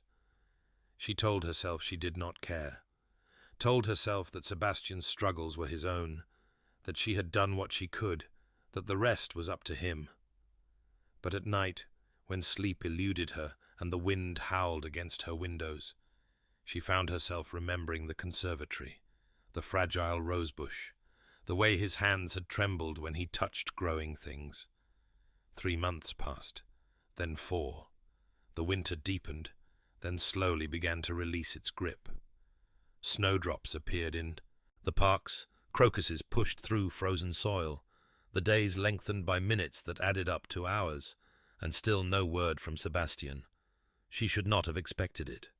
He had promised to come when he was ready, when he had done the work of becoming someone capable of trust. Perhaps that work was taking longer than either of them had anticipated. Perhaps it would never be completed. Perhaps he had decided that the effort was not worth the outcome, that the painter's daughter was not worth the transformation she required. Perhaps he had simply forgotten her. On a grey March afternoon, as rain streaked her windows, and she struggled to capture the precise shade of a merchant's waistcoat, a knock came at her door. She set down her brush with irritation. She had not expected any visitors, and interruptions disturbed the fragile concentration she had learned to maintain, and went to answer it. The man standing in her doorway was not Sebastian, but he carried a letter bearing the Thornfield seal. "Miss Hartley?" The messenger's livery marked him as belonging to a noble household. "I am instructed to deliver this personally and await your response." She took the letter with numb fingers. The seal was unbroken, the paper heavy and expensive, the handwriting on the front. Not Sebastian's. A woman's hand, elegant and precise. The dowager. Every instinct screamed at her to throw the letter in the fire unread. Whatever the dowager wanted, it could not be good. This was the woman who had orchestrated her humiliation, who had forged evidence of betrayal, who had deliberately attempted to destroy her son's chance at happiness. Nothing good could come from communication with such a person. And yet the messenger waited. And yet the letter lay heavy in her hands. And yet some part of her, the part that still hoped, still believed, still refused to give up entirely, whispered that perhaps, just perhaps, this was something she needed to see. She broke the seal. "Miss Hartley, I write to you not to apologize. I am not convinced that apologies from one such as myself would be believed, but to inform you of certain facts you may wish to know. My son has spent the past 4 months dismantling everything I built. He has confronted me about the forged letters, about the maid who was persuaded to copy your handwriting, about the decades of manipulation that preceded this particular cruelty. He has removed me from all positions of influence over the estate. He has established me in the dower house with a generous income, but no power, no control, no ability to interfere in his affairs. I tell you this, not to elicit sympathy. I deserve none, but so that you will understand what I am about to say. My son is dying, not physically. His body remains healthy.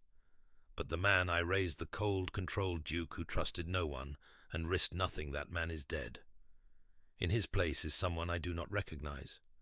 Someone who tends a conservatory at dawn and reads poetry in the evenings. Someone who speaks to tenants as if they were equals and has dismissed half the senior staff for their complicity in my schemes. Someone who smiles at children and grieves openly for what he has lost. Someone who loves you still, perhaps more than ever. He will not come to you. He believes he has not yet earned the right. He sets impossible standards for his own transformation and then condemns himself for failing to meet them. He thinks he must become perfect before he can ask again for what he asked before. I am writing to tell you that he is wrong. He will never be perfect. None of us are. But he has become something he never was before. A man capable of recognizing his own failings, admitting his own wounds, choosing growth over stagnation. He has become someone who might, with time and patience and love, learn to trust without evidence. I do not know if that is enough for you. I do not know if anything could ever be enough, after what was done in my name and with my blessing. But I know that my son is suffering, and for reasons I do not entirely understand. His suffering has become intolerable to me. Perhaps this is conscience. Perhaps it is merely the discomfort of watching my schemes bear fruit I did not anticipate. Perhaps I am simply old and tired and ready to see something other than destruction. Whatever the cause, I am asking you, a woman I wronged profoundly, to consider giving my son another chance. Not for my sake, for his, for the man he is becoming, rather than the man I made him. He will be at Thornfield this Easter. The conservatory has been fully restored. There is a rose bush that blooms now in all seasons, tended by his own hands. If you come, he will be there. If you do not, I will understand. We all will. Helena Ashworth, Dowager, Duchess of Thornfield. Evangeline read the letter twice, then 3 times. Then she set it down on her work table and stared at it as if it might transform into something comprehensible. The Dowager was asking her to come back. The Dowager architect of her humiliation, forger of evidence, destroyer of trust, was advocating for her return. It made no sense. Unless 4 months of watching her son suffer had accomplished what a lifetime of his compliance never had. Unless the Dowager, stripped of power and forced to observe the consequences of her manipulation, had finally begun to understand what she had done, unless even the coldest hearts could learn to feel. Evangeline looked at the messenger, still waiting patiently in her doorway. Tell the Dowager. Tell her I will consider her words. That is all I can promise. The messenger bowed and departed. Evangeline closed the door, leaned against it, and tried to remember how to breathe. Easter was 3 weeks away. 3 weeks to decide whether she could trust a woman who had proven herself untrustworthy. 3 weeks to determine whether hope was wisdom or folly. 3 weeks to choose between the safety of her London studio and the terrifying possibility of Thornfield Abbey. She looked at the covered portrait in the corner, at the cloth hiding Sebastian's face from view. Then she crossed the room, took hold of the fabric, and pulled it away. He gazed out at her from the canvas, not quite finished, not quite complete, but so achingly present that her breath caught in her throat. She had painted what she saw, as she always did. And what she had seen was a man capable of love, capable of growth, capable of becoming something other than what he had been taught to be. The question was whether she was equally capable.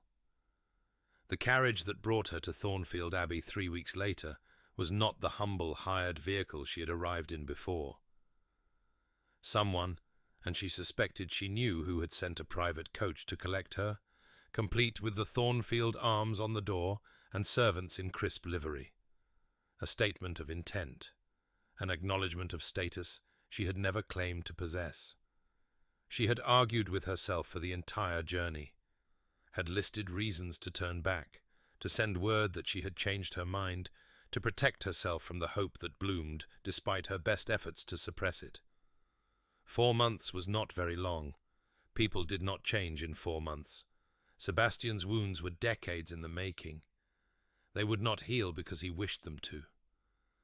But the conservatory called to her, the rosebush that bloomed in all seasons, the man who tended it with his own hands, the man who loved her still.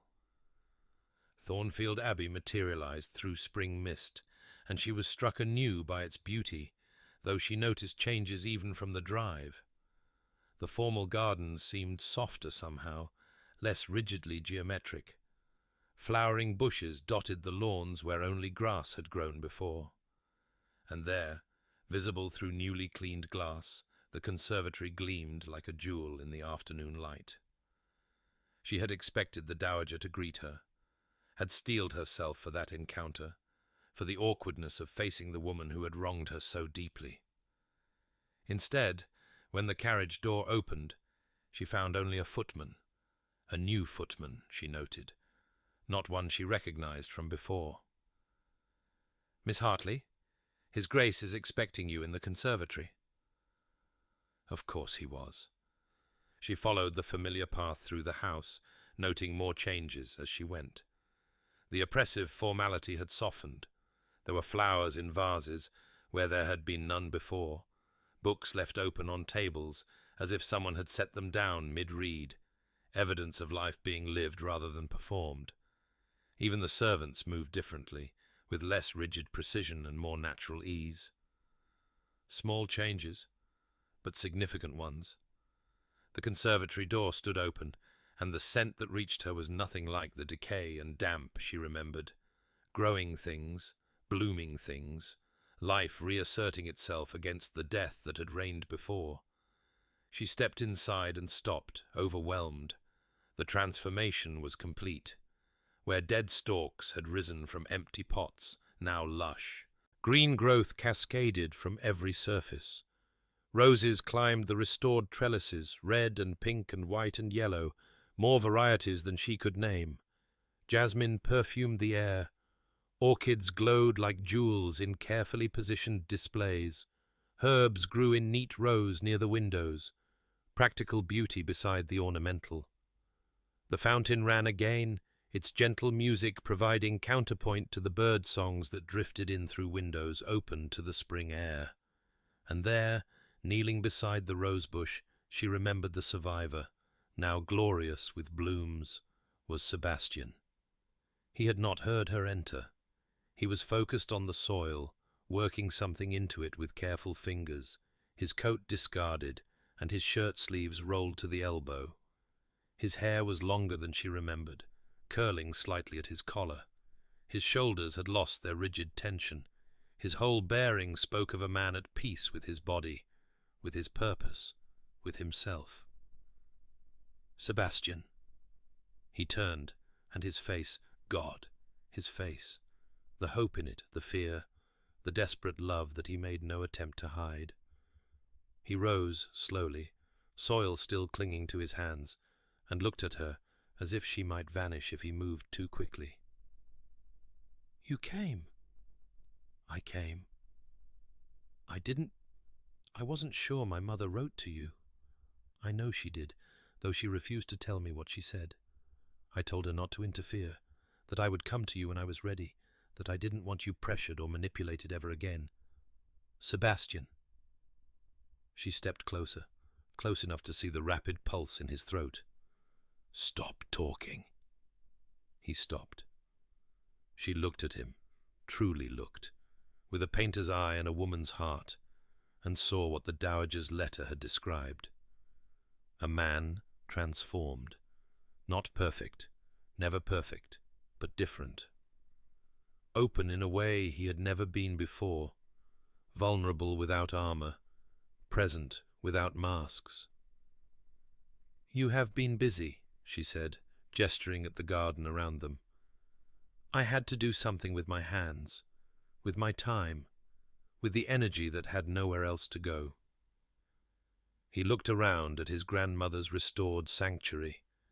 It helped, working with living things, watching them grow despite my inexpert care, understanding that patience and attention and love can revive what seems dead beyond saving.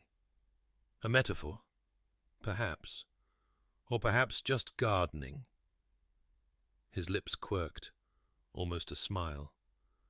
I have had a great deal of time for metaphors, for reflection, for cataloguing all the ways I failed you and planning all the ways I might do better. And what have you concluded? That I was a coward, that I chose fear over faith because fear was familiar and faith was terrifying, that I looked at the woman I loved, the woman who had shown me more truth in weeks than I had experienced in a lifetime, and saw a potential traitor, because seeing a traitor was easier than believing in something good. He stepped closer, near enough now that she could smell earth and green growing things, and the particular scent of him beneath it all. I believed lies about you, Evangeline, not because the evidence was convincing, but because belief was a choice, and I made the wrong one. Yes, you did. I know. I have had 4 months to understand exactly how wrong that choice was, 4 months to confront my mother, to dismantle her influence, to examine every assumption she planted in me, and root out the ones that were poison. His voice dropped. 4 months to grieve what I threw away and hope that I might somehow earn it back.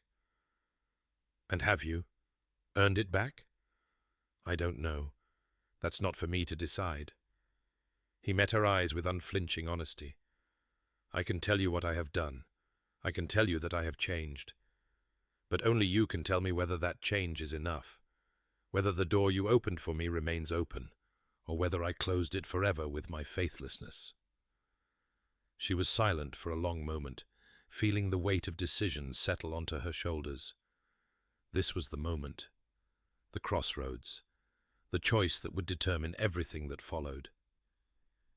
"When I left Thornfield," she said slowly, "I told you to come to me when you could look at me and see truth without requiring proof, when you could choose faith first, before the fear had time to speak. I remember. Can you do that now? If another letter appeared tomorrow, another forgery, another manufactured betrayal, could you look at me and know, without evidence, that it was a lie?" Yes.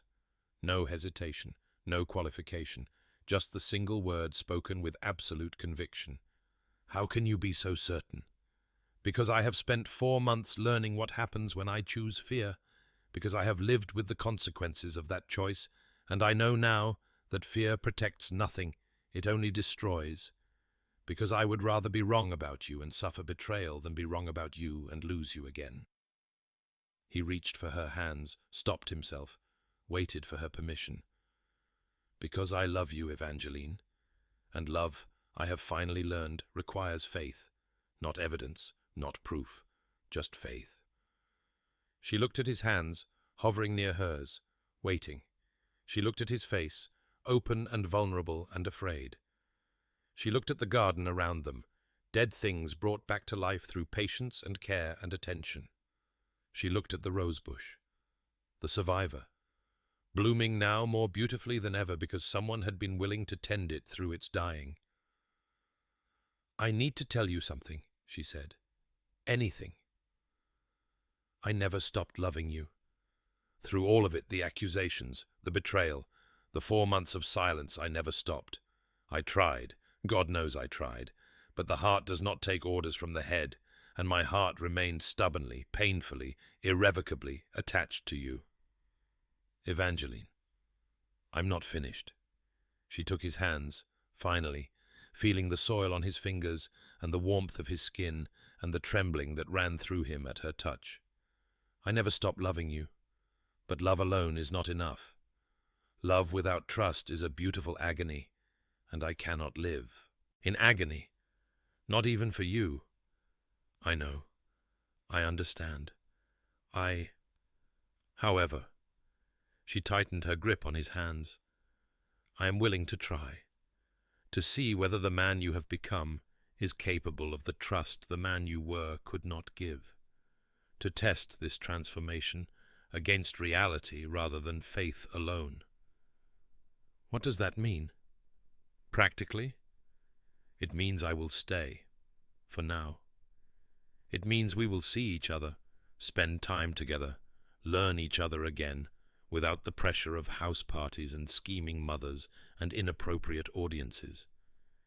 It means we will build something, Sebastian, slowly, carefully, with patience and attention, and yes, love. And at the end of this building, what then?" She smiled and felt something shift in her chest, a door opening, a wall coming down, a weight lifting that she had carried so long she had forgotten it was not part of her. At the end, perhaps a marriage, perhaps a life, perhaps the kind of happiness that requires courage to claim. She released one of his hands, reached up to touch his face. "But we are not at the end yet. We are at the beginning, a new beginning, this time, built on truth rather than manipulation." He turned his head, pressed his lips to her palm. "I will not fail you again." You might. You are human and humans fail.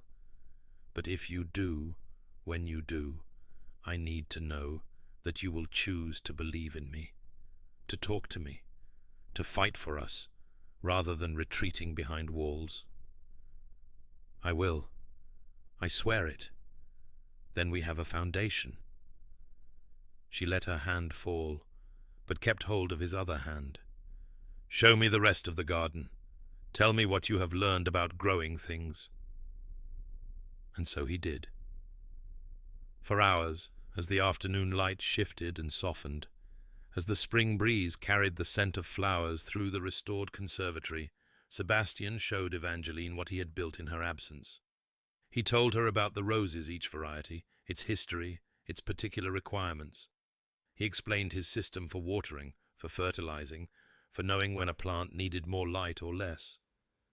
He shared the setbacks, the orchid that had died despite his best efforts, the jasmine that had nearly succumbed to frost before he learned to protect it, with a rueful honesty that spoke to his changed relationship with failure.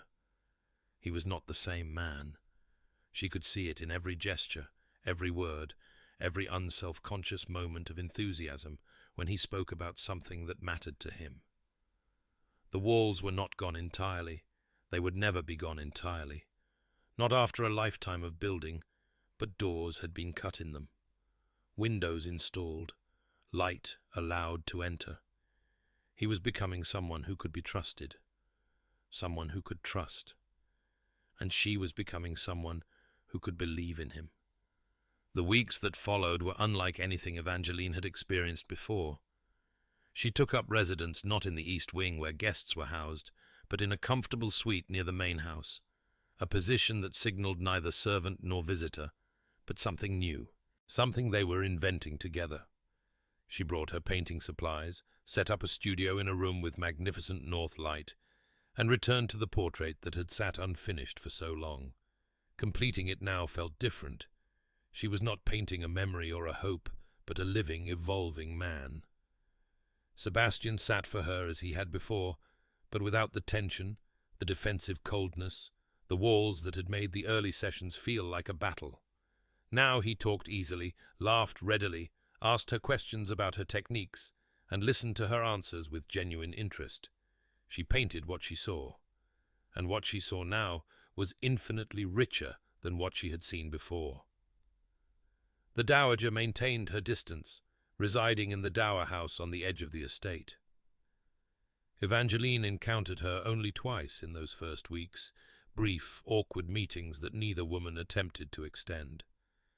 But she noticed that Sebastian visited his mother regularly, that their conversations grew longer, that something was shifting there too. "She is not the woman I thought she was," Sebastian admitted one evening as they walked together through the gardens. "Or rather, she is exactly the woman I thought she was. Manipulative, controlling, incapable of expressing love normally, but I am beginning to understand why. Her own mother was crueler still. Her marriage to my father was a transaction she had no choice in. Everything she did to me, she believed she was doing for my benefit." "That does not excuse it." "No, but it explains it. And explanation, I am learning, is the first step toward forgiveness." He paused, looking out over the lake that reflected the sunset sky. "I am not certain I can forgive her fully. Not yet. Perhaps not ever. But I can understand her, and that understanding makes it possible to have a relationship that is not built entirely on resentment. You have grown wise. I have had an excellent teacher." He took her hand, raised it to his lips. "A painter who showed me how to see truth, even when truth was uncomfortable, especially when truth was uncomfortable." The painting progressed. The relationship deepened. Spring turned toward summer, and Thornfield Abbey became a place of warmth and growth and hope. And one morning, 6 weeks after her return, Evangeline woke to find a letter slipped beneath her door. Sebastian's handwriting, finally, bold and direct and unmistakable. "Come to the conservatory at dawn. There is something I must ask you." She knew what the question would be, had known, perhaps, since the moment she stepped back into the garden of his grandmother's making, had known and waited, letting him find his way to it, letting him choose the moment rather than pressing. The conservatory at dawn was magical. Morning light filtered through the glass, casting everything in shades of gold and green. The fountain sang its quiet song. The roses glowed like captured sunlight. Sebastian stood beside the rosebush, the survivor, the first thing they had saved together, and in his hands he held a ring. "I had this made," he said as she approached, "from a rose that bloomed here, pressed and set in gold. It is not traditional. It is not what a duke should offer. But it is us, Evangeline. Everything we have built, everything we have become." She looked at the ring, delicate gold, with a tiny preserved rose encased in crystal at its center, and felt tears prick at her eyes. "You are not proposing on your knees." "No, I am proposing as an equal, as a partner, as a man who has learned that the woman he loves does not want a duke on his knees, but a companion at her side." "You have learned a great deal. I am still learning. I suspect I will be learning for the rest of my life." He took her hand, and his fingers were steady now, sure. "Marry me, Evangeline, not because I require a duchess, not because society expects it, not because my mother wishes it. God knows she has finally stopped wishing anything regarding my marriage.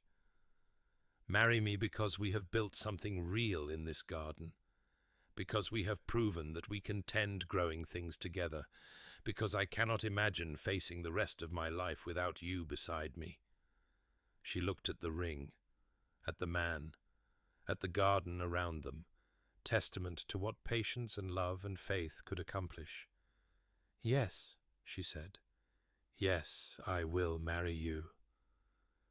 His smile was like sunrise, the same tentative brightness she had seen on that terrible morning when she had agreed to stay. But fuller now, more certain, radiant with a joy he no longer tried to hide. He slipped the ring onto her finger. He drew her close. And when he kissed her, surrounded by roses and jasmine and the morning light of a new day, she felt the last of her walls crumble into dust. They were no longer two people who had learned to survive alone. They were something new, something stronger, something that could only exist because they had both been willing to grow. 8 years later, the portrait gallery at Thornfield Abbey had undergone a transformation. The old paintings remained the ancestors, with their aristocratic disdain, the formal family portraits with their careful compositions, but they no longer dominated the space. New works hung beside them, vibrant and alive, capturing not positions and poses, but moments and emotions. A painting of Sebastian in the conservatory, soil on his hands and laughter in his eyes, their eldest daughter perched on his shoulders, reaching for an orange from the tree above them. A painting of the 3 children, Edmund, Rose, and little James, tumbling in the informal garden, the family's ancient hound sprawled tolerantly beneath their play.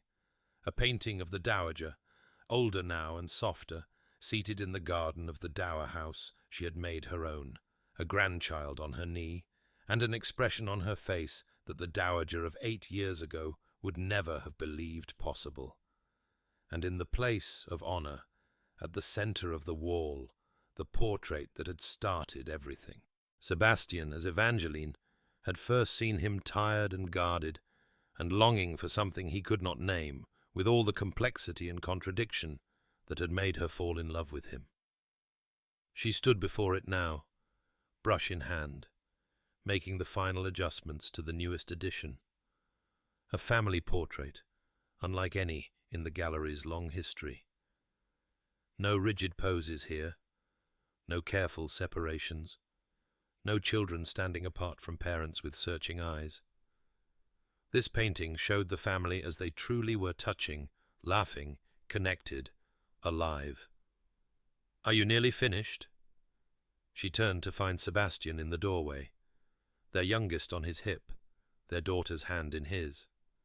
Edmund, at 10, had declared himself too old for such escorting, but she could see him hovering in the corridor behind, pretending not to care while very obviously caring a great deal.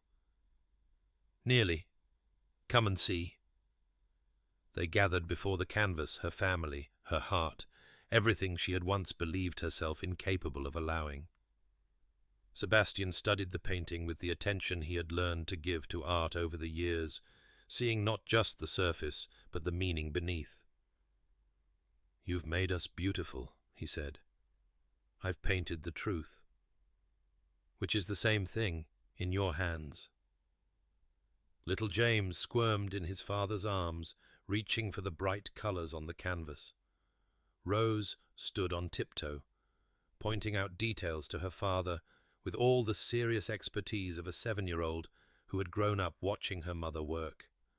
And Edmund, who would one day be Duke, who was already learning the weight of that responsibility, stepped forward at last, dropping his pretense of disinterest. "You've put grandmother in it," he observed.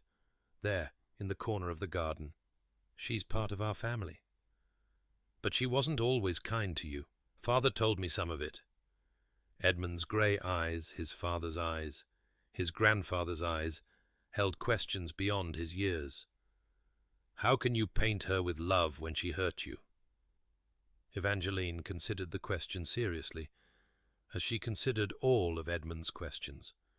He was growing into someone who would need to understand complicated truths, and she would not shield him from them. "Because people are capable of change. Because your grandmother did hurt me, badly, but she also changed. She learned. She became someone different than she was." She touched her son's shoulder. "And because forgiveness, I have learned, is not about pretending the hurt never happened. It's about choosing not to let that hurt define the future." Edmund pondered this. "Is that why Father keeps her portrait in his study? The one from before? Perhaps you should ask him." The boy turned to his father, who had been listening quietly with James, now drowsing against his shoulder. Sebastian met his son's gaze with the openness he had learned over years of practice. "I keep that portrait to remind myself of who I was," Sebastian said, "and who I might have remained, if someone had not been brave enough to see past my walls and believe in who I could become." He looked at Evangeline, and the love in his eyes was as powerful now as it had been on the day they married. "Your mother saved me, Edmund. Not from anything external, not from danger or villainy, but from myself. From the cold, closed-off man I had been trained to be. I keep that portrait so I never forget what her faith made possible." The children absorbed this in their different ways. Rose with solemn attentiveness, Edmund with thoughtful consideration, James with the obliviousness of a 3-year-old who had fallen asleep and was now drooling gently on his father's shoulder. "Can we go to the conservatory now?" Rose asked, the gravity of the moment apparently sufficient for her patience. "You promised we could help with the new seedlings." Sebastian smiled, the easy smile that still surprised visitors who remembered the Duke of Thornfield from before. "I did promise. Edmund, will you join us?" The boy nodded, his brief foray into philosophical discussion apparently complete. The 3 of them trooped off toward the conservatory, Sebastian carrying the sleeping James, Rose skipping ahead, Edmund following with the measured pace of a boy practicing to be a duke. Evangeline watched them go, then turned back to her painting. A few more brushstrokes, a highlight here, a shadow there, the small adjustments that transformed good work into great work. She thought about the title that had begun everything. The Duke's mother invited her rival to tea, and how she had misunderstood it at first.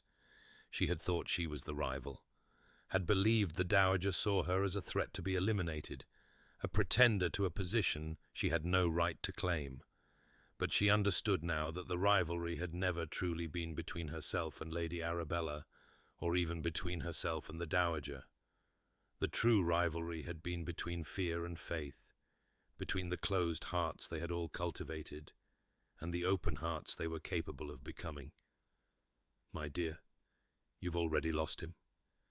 The Dowager had spoken those words to Lady Arabella, but she might as well have been speaking to fear itself, to the cold, controlling, protective fear that had governed all their lives for so long. Fear had lost, not in a single dramatic moment, but slowly, gradually, through years of patient work and deliberate choice, through gardens tended and portraits painted, through children raised and relationships rebuilt, through the daily unglamorous practice of choosing trust over suspicion, faith over evidence, love over safety. Evangeline set down her brush and stepped back from the canvas. The portrait was finished. Their family, captured in oils and light, would hang in this gallery long after they were all gone. Future generations would look at it and see what she saw now.